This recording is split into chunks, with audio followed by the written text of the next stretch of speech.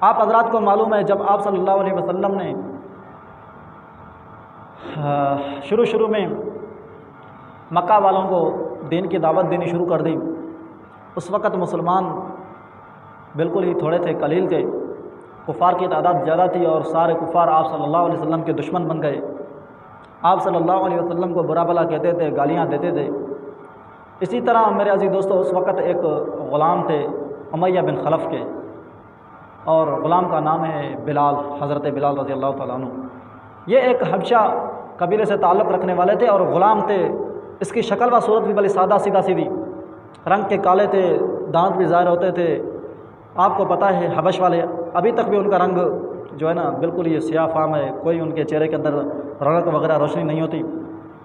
تو حضرت بلال بھی حبش سے تعلق رکھنے والے تھے اور ایک غلام تھے، غلامی زندگی گزار رہے تھے۔ امیہ بن خلف ان کا مالک تھا۔ تو ایک دفعہ امیہ بن خلف اپنے بڑے بڑے سرداروں کے ساتھ بیٹھ کر آپ صلی اللہ علیہ وسلم کے بارے میں بات چیت کر رہے تھے، تو ادھر سے بلال بھی آ گئے۔ انہوں نے تھوڑی سی باتیں سن لی۔ وہ باتیں یہ تھی کہ ہم نے محمد صلی اللہ علیہ وسلم کو بچپن سے لے کر دیکھا ہے، آج تک انہوں نے کبھی جھوٹ نہیں بولا، کبھی بےایمانی نہیں کی، کبھی کسی کے ساتھ خیانت نہیں کی، کسی کے ساتھ انہوں نے ظلم بھی نہیں کیا، جبر بھی نہیں کیا۔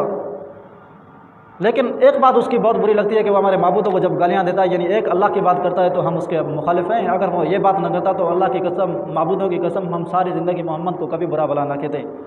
تو بلال کے کانوں میں جب یہ آواز پڑی تو فوراً وہ سمجھ گئے تو محمد تو حق پر ہیں، یہ تو اس کے جو مخالفت کر رہے ہیں تو اصل میں گڑبڑ ان کی ہے کہ ان کی اپنی سرداری چلی جائے گی، اس لیے یہ محمد صلی اللہ علیہ وسلم کی مخالفت میں ہیں۔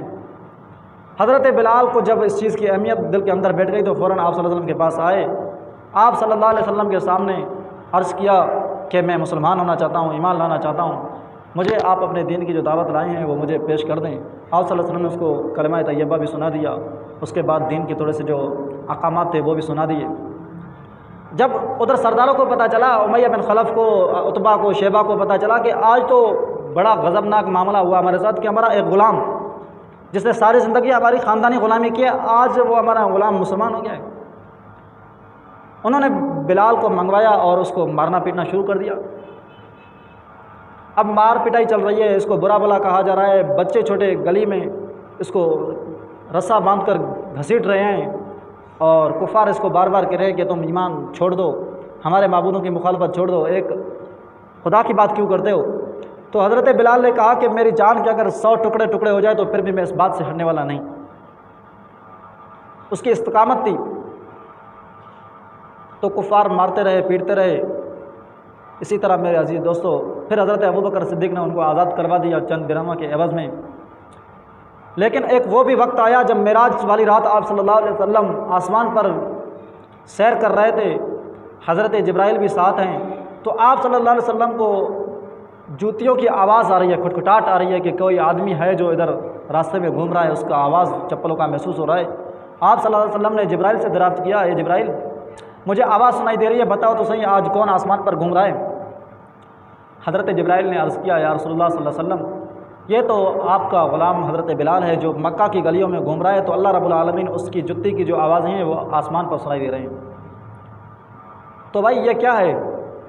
کوئی وقت تھا کہ وہ غلام تھا، اس کو مکہ کی گلیوں میں گھسیٹا جاتا تھا، لیکن وہ بلال اس کو اتنا مقام ملا کہ اس کا جُتی کا جو آواز ہے، چپل کا جو آواز ہے وہ آسمان پر سنائی دے رہا ہے۔ یہ کتنا بڑا مقام ہے، کتنی بڑی فضیلت ہے۔ تو یہ بادشاہی ہوئی یا نہیں؟